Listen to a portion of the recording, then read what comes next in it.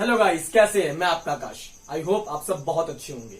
So guys, आज का जो हमारा टॉपिक होने वाला है वो है एसईओ रैंकिंग फैक्टर्स।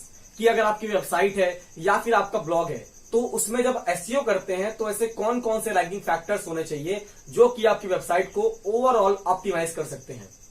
अगर मैं एक बेसिक गाइडलाइंस के हिसाब से बताऊं तो एसईओ में 200 रैंकिंग फैक्टर्स आते हैं, लेकिन उन 200 रैंकिंग फैक्टर्स में कुछ ऐसे रैंकिंग फैक्टर्स होते हैं जो कि आपकी वेबसाइट के लिए बहुत मेन होते हैं और उसको ऑप्टिमाइज करने के लिए बहुत इफेक्ट करते हैं।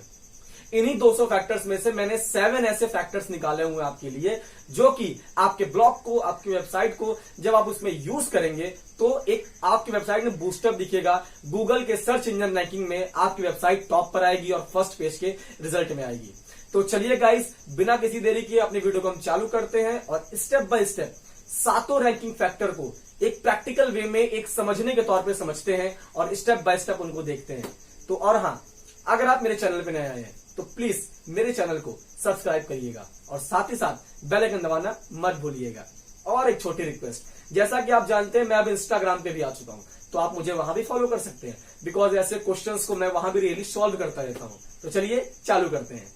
हमारा पहला एसईओ रैंकिंग फैक्टर आता है domain age, domain URL and domain authority. इसको मैं आपको कंबाइन करके समझाता हूं। सबसे पहले मैं सब समझाता हूं आपको डोमेन क्या होता है। गाइस, डोमेन एक नाम होता है जिससे कि आपकी वेबसाइट को आइडेंटिफाई कर पाए। फॉर एग्जांपल, मेरा नाम आकाश सिंह है तो akashsingh.com ये हो गया हमारा डोमेन नेम। इससे क्या होगा, मेरी वेबसाइट को आइडेंटिफाई करा जाएगा। अब इस पे आता है डोमेन एज, मतलब डोमेन की उम्र क्या है। अगर मैं आपको एक डिटेल वे में एक रिसर्च के मुताबिक समझाऊं, आप जब गूगल में कोई कीवर्ड सर्च करते हो, कुछ आर्टिकल सर्च करने जाते हो, तो जब सर्च करते हो तो फर्स्ट पेज खुल के आता है और उस फर्स्ट पेज पे जो 60% वेबसाइट्स होती हैं वो उनकी जो डोमेन एज होती है वो 3 साल या फिर 3 साल से ज्यादा होती है। क्योंकि गूगल का मानना है कि जितनी पुरानी वेबसाइट होगी उसकी अथॉरिटी उतनी अच्छी होती जाएगी, उसके कंटेंट उतना ज्यादा रैंक करेंगे, उस पर ट्रैफिक उतना ज्यादा आएगा, जिससे क्या होगा, गूगल की नजर में उनकी एक अच्छी इमेज बन जाती है कि अगर ये सब वेबसाइट कोई नया आर्टिकल पब्लिश करेंगी तो ये भी आर्टिकल उनसे बहुत अच्छा होगा, इसको मैं तुरंत रैंकिंग दूंगा, लोग उन्हें तुरंत पसंद करेंगे। तो यही होता है कि अगर आपका डोमेन एज बहुत अच्छा है, 3 साल या 3 साल से पुराना है, तो आपको रैंकिंग के चांसेस बहुत हो जाते हैं। ऐसा नहीं है कि अगर आपने डोमेन नेम नया लिया हुआ है या फिर 3-4 महीने 5-6 महीने हो गए आपको रैंकिंग नहीं मिलेगी, आपको फिर भी रैंकिंग मिलेगी। लेकिन जो 60% वेबसाइट्स होंगी वहां पर टॉप लेवल की वेबसाइट होगी और जो 40% वेबसाइट वहां पर होगी उनकी जो डोमेन अथॉरिटी होगी, जो डोमेन एज होगी, वो कम होगी। अब हम इसी में बात करते हैं कि डोमेन का लिंक्स जो होते हैं, आपने देखा होगा डोमेन यूआरएल। जैसे मान लीजिए कि मेरी वेबसाइट का नाम है akashsingh.com, तो जो मेरा यूआरएल वेबसाइट का होगा वो होगा www.akashsingh.com। ये क्या होगा, ये मेरा यूआरएल होगा। अगर इस यूआरएल पे कोई क्लिक करेगा तो सीधे मेरी वेबसाइट पे पहुंचेगा। इसमें क्या है कि इसमें आपको किसी प्रकार की कोई और फालतू चीज नहीं दिख रही है, बट मैंने ऐसी बहुत सारी वेबसाइट देखी है जिसमें लिखा रहता है www.akashsingh123 ऐसे करके बहुत सारी चीजें लिखी रहती हैं, फिर .com लिखा रहता है। इससे क्या होता है, ये आपकी वेबसाइट को हार्म पहुंचाता है। गूगल आपकी वेबसाइट को सही तरीके से एनालाइज नहीं कर पाता है, उसके बॉट्स आते हैं, वो सही तरीके से समझ नहीं पाते हैं कि बेसिकली आपकी जो वेबसाइट है उसका यूआरएल क्या है। वो सही तरीके से गूगल की नजर में इंडेक्स नहीं हो पाता है और जब वो इंडेक्स नहीं हो पाएगा तो आपकी वेबसाइट किसी काबिल नहीं रह जाएगी। तो फोकस ये करिएगा कि अपने डोमेन के यूआरएल को बिल्कुल सिंपल रखना है। आपका जो डोमेन नेम है वही आपका डोमेन यूआरएल होना चाहिए। अब यहां पर तीसरी बात आती है कि डोमेन की अथॉरिटी। बेसिकली जो डोमेन की अथॉरिटी होती है वो 2 तरीके से बढ़ती है।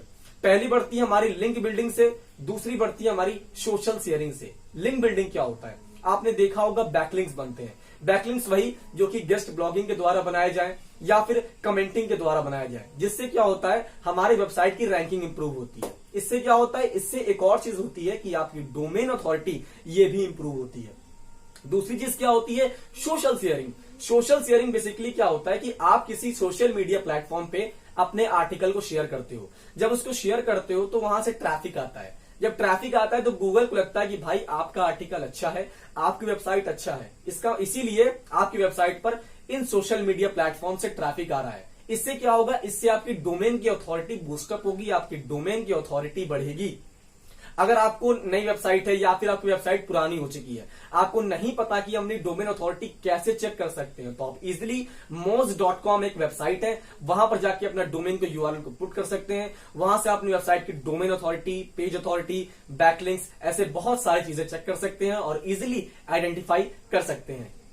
अब हमारा दूसरा रैंकिंग फैक्टर आता है वेबसाइट सिक्योरिटी।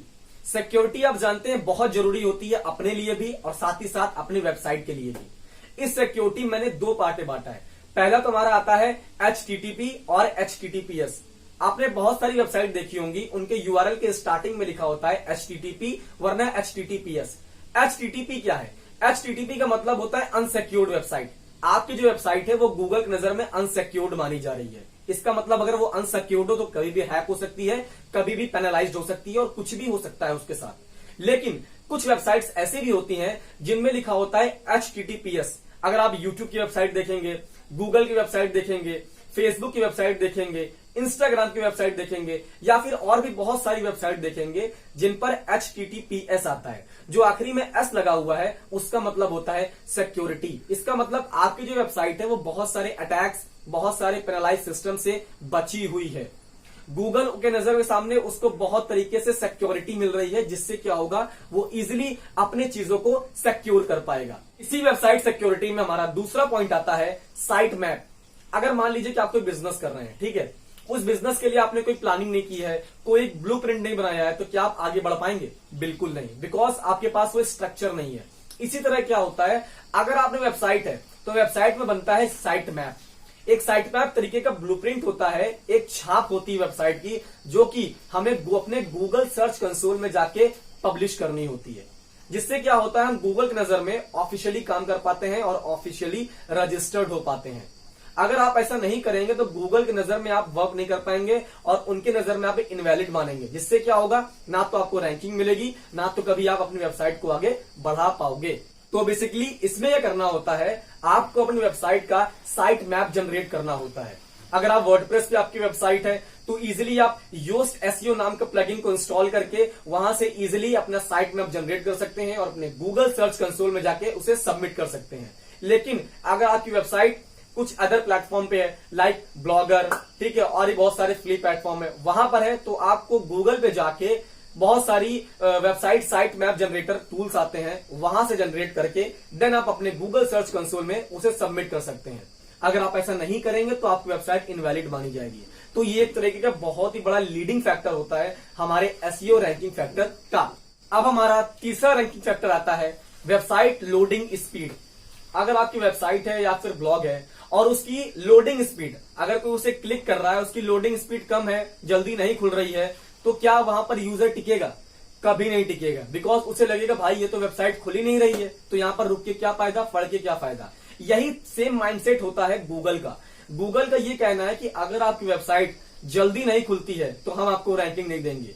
गूगल का ये भी मानना है कि अगर आपकी वेबसाइट विद इन 3 सेकंड के अंदर नहीं खुलती है तो हम आपको अच्छी रैंकिंग देने में दिक्कत आती है। उनका ये मानना है कि अगर आपकी वेबसाइट 3 सेकंड के अंदर खुल जाती है तो आपको रैंकिंग बहुत अच्छी खासी मिल सकती है।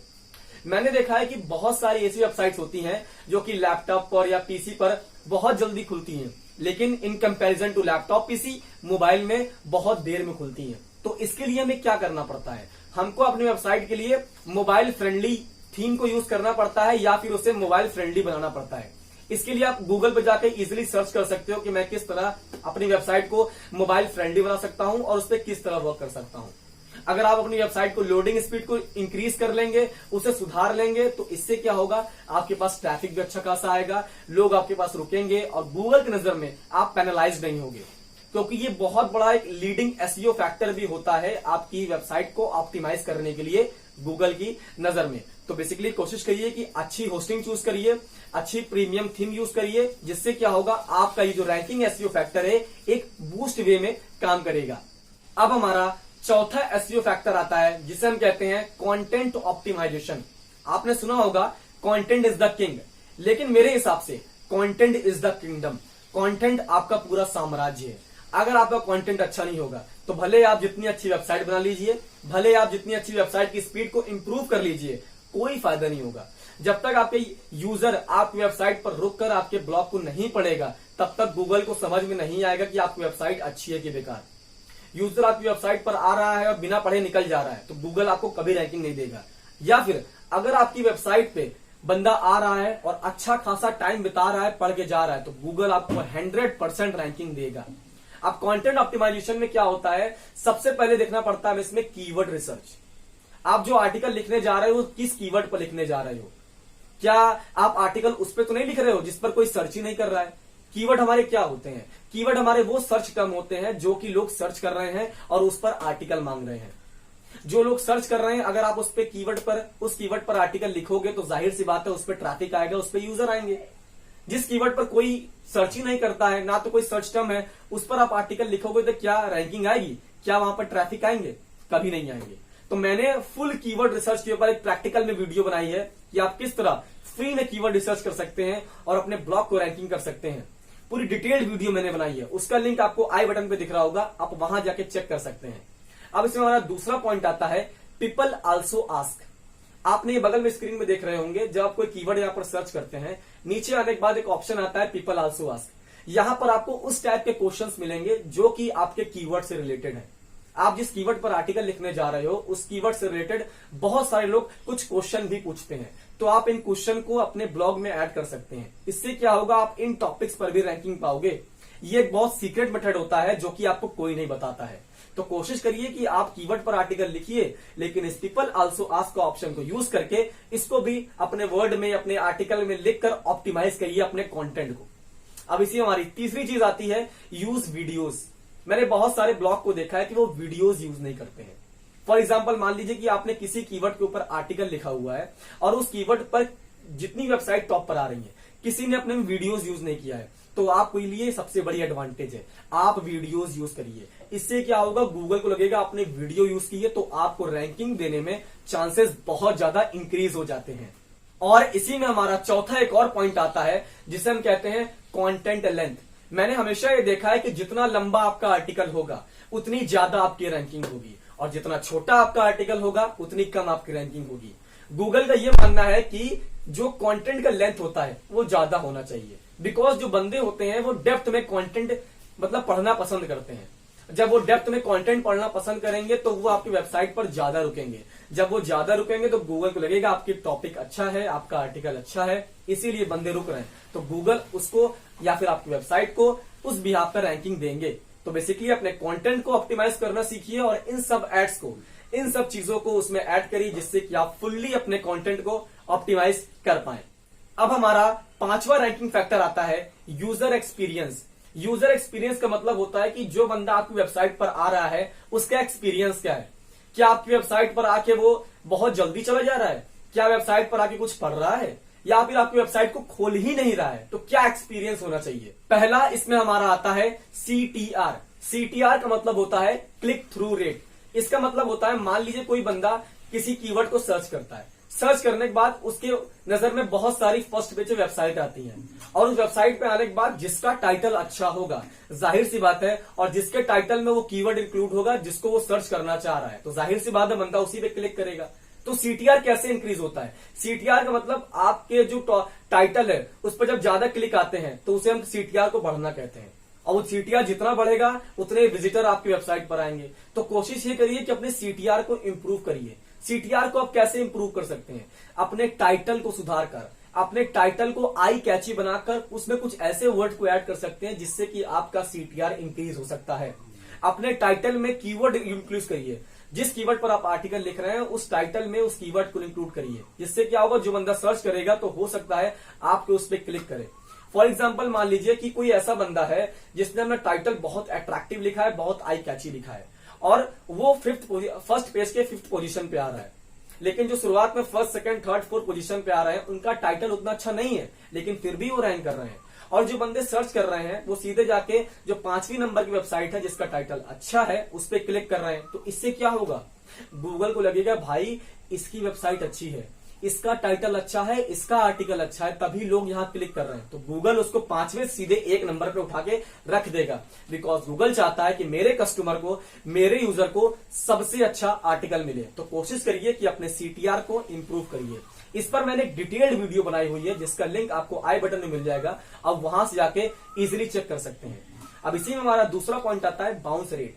बाउंस रेट का मतलब होता है कि आपकी वेबसाइट पर बंदा कितनी देर टिक रहा है, उसका कन्वर्जन। फॉर एग्जाम्पल मान लीजिए कि कोई ऐसा बंदा है कि आपकी वेबसाइट पर आके बहुत जल्दी लीव कर दे रहा है, तो इस केस में क्या होगा, आपका बाउंस रेट बढ़ जाएगा। और ये बहुत खराब चीज होती है गूगल के नजर में, आपकी वेबसाइट को डिसरैंक करने के लिए। अगर दूसरी तरफ कोई ऐसा बंदा है जो कि आके आपकी वेबसाइट पर रुक रहा है, अच्छा खासा टाइम बिता के पढ़ के निकल रहा है, तो इससे क्या होगा, गूगल को लगेगा भाई वेबसाइट अच्छी है, आर्टिकल अच्छा है, बंदा आके पढ़ रहा है, यहां पर रुक रहा है। इससे क्या होगा, गूगल आपको रैंकिंग देगा। तो फोकस करिए, अपना आर्टिकल बहुत अच्छा लिखिए, जिससे आपका क्या होगा, CTR भी इंक्रीज होगा और साथ ही साथ आपका जो बाउंस रेट है वो भी अच्छा खासा हो जाएगा। अब हमारा छठा पॉइंट आता है लिंक ऑप्टिमाइजेशन। लिंक ऑप्टिमाइजेशन को मैंने 2 बांटों में बांटा है, ठीक है। पहला हमारा आता है इंटरनल लिंक्स, दूसरा हमारा आता है एक्सटर्नल लिंक्स। इंटरनल लिंक का मतलब होता है कि आप अपनी वेबसाइट के आर्टिकल को आपस में ही इंटरलिंक कर देते हो और आपस में ही घुमा देते हो। एग्जाम्पल के तौर पर समझाता हूं, जैसे कि मैं अभी ये वीडियो बना रहा हूं, तो मैं आपको क्या कहता हूं, आई बटन पे लिंक दिया है वीडियो का, वहां जाके देख लेना। तो इसमें मैंने क्या किया, अपने ही वीडियो को यहां पर इंटरलिंक कर दिया। इससे क्या होगा, अगर आप मेरी वीडियो वाली देख रहे हो तो आप वाली वीडियो भी देख सकते हो। इससे क्या हुआ, मेरे पास एक ट्रैफिक आया और उस मैंने एक ट्रैफिक को अपनी 2 से 3 वीडियो में कन्वर्ट कर दिया। इससे क्या होगा, मेरे पेज व्यूज बढ़ेंगे, मेरे वीडियो के व्यूज बढ़ेंगे। आप भी इस तरह कर सकते हो। अगर आपका आर्टिकल है, आपके कुछ आर्टिकल किसी एक टॉपिक से रिलेटेड है, तो आप उन सबको इंटरलिंक करो, आपस में ही जोड़ो।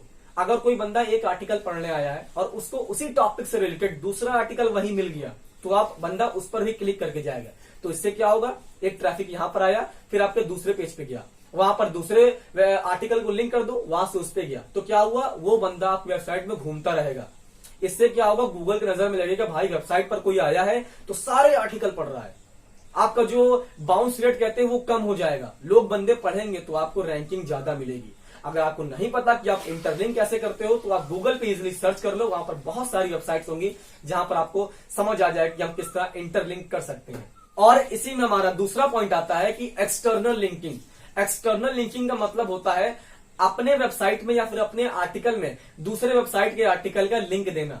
मान लीजिए आप कोई आर्टिकल लिख रहे हैं जिसका टॉपिक है डिजिटल मार्केटिंग, और डिजिटल मार्केटिंग में एक ऐसा वर्ड आ गया जिसे हम कहते हैं ब्लॉगिंग, और आप चाहते हो कि भाई ब्लॉगिंग को मैं एक्सप्लेन ना करूं, किसी ऐसी वेबसाइट का आर्टिकल का लिंक दे दूं जिसने कि ब्लॉगिंग के ऊपर आर्टिकल लिखा है। इससे क्या होगा, आप उसका लिंक दे दोगे, जिससे हम कहते हैं एक्सटर्नल लिंकिंग। इसमें अगर बंदे को ब्लॉगिंग सीखना होगा तो उस पर वो क्लिक करेगा और सीधे उसकी वेबसाइट पर पहुंचेगा। इससे क्या होगा, गूगल को लगेगा कि आपने दूसरे वेबसाइट को भी सम्मान दिया है, दूसरे वेबसाइट को भी यहां पर आपने टारगेट किया है। इससे गूगल की नजर में आपकी अथॉरिटी बढ़ती है, जिससे क्या होगा, आपको रैंकिंग अच्छी खासी मिलेगी। तो बेसिकली हमारा एक और लीडिंग एसईओ फैक्टर होता है, जिसे अपनी वेबसाइट में, अपने कंटेंट में आपको करना होता है। अब हमारा 7वां एसईओ रैंकिंग फैक्टर आता है सोशल शेयरिंग। सोशल शेयरिंग का मतलब होता है अपने आर्टिकल को दूसरे सोशल मीडिया प्लेटफॉर्म पे शेयर करना।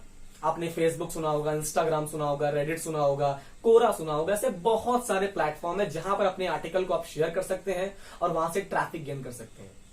इसमें क्या होता है, जब आपकी वेबसाइट न्यू होती है या फिर पुरानी होती है, और क्या करते हो, आपको चाहिए होता है कि भाई मेरे पास ट्रैफिक आए, तो ट्रैफिक कैसे आएगा, ट्रैफिक आता है सोशल मीडिया प्लेटफॉर्म से। आप किसी भी सोशल मीडिया प्लेटफॉर्म पर जाके अपना आर्टिकल शेयर करोगे और उस आर्टिकल को कोई पसंद करेगा, वहां से उसको पढ़ने आएगा, तो इससे क्या हुआ, आपके पास ट्रैफिक आया। जब आपके पास ट्रैफिक आएगा तो गूगल को लगेगा भाई इस आर्टिकल पे, इस वेबसाइट पे, इस सोशल मीडिया प्लेटफॉर्म से ट्रैफिक आ रहा है, इसका मतलब ये वेबसाइट बहुत अच्छी है, आर्टिकल बहुत अच्छा है। और बंदा वहां से अगर आके वहां पढ़ रहा है, रुक रहा है, तो इससे क्या होगा, गूगल की नजर में लगेगा कि आपकी जो अथॉरिटी है बहुत अच्छी खासी है, लिखने जो आपने आर्टिकल लिखा है उसको लोग पसंद कर रहे हैं। फिर गूगल इसमें क्या करेगा, आपको अपने गूगल के सर्च इंजन पर रैंकिंग देगा। वो कहेगा क्यों ना मैं इस कीवर्ड पर इसको रैंकिंग दूं, बिकॉज अगर वहां पर लोग इसे पसंद कर रहे हैं तो यहां पर भी लोग इसको पसंद करेंगे। तो ये मेरा एक और लीडिंग फैक्टर है, जो कि कहते हैं हम लोग, इसे हम कह सकते हैं सोशल मीडिया ऑप्टिमाइजेशन। अपने वेबसाइट का, अपने आर्टिकल का आप सोशल मीडिया ऑप्टिमाइजेशन करिए, जिससे क्या होगा, आपको रैंकिंग मिलेगी, आपकी अथॉरिटी बढ़ेगी, आपके बैकलिंक्स बनेंगे और साथ ही साथ बहुत कुछ होगा। सो गाइस, आई होप आपको मेरे SEO ranking factor step by step सारे समझ आए होंगे। मैंने कुछ ऐसे रैंकिंग फैक्टर निकाल के रखे और आपको समझाएं जो कि आपकी वेबसाइट के ऑप्टिमाइजेशन के लिए बहुत ही ज्यादा इंपॉर्टेंट है। अगर आपको ये मेरी वीडियो पसंद आई है, कुछ ज्यादा इंफॉर्मेटिव लगी है, आपको इंफॉर्मेशन गेन हुआ है, तो प्लीज मेरी वीडियो को लाइक करें और अपने उन दोस्तों के साथ शेयर करें जिसको इस वीडियो की नीड है, जो कि एसईओ के रैंकिंग फैक्टर्स को समझना चाहता है। और साथ ही साथ सब्सक्राइब करना मत भूलिएगा। Thank you so much guys.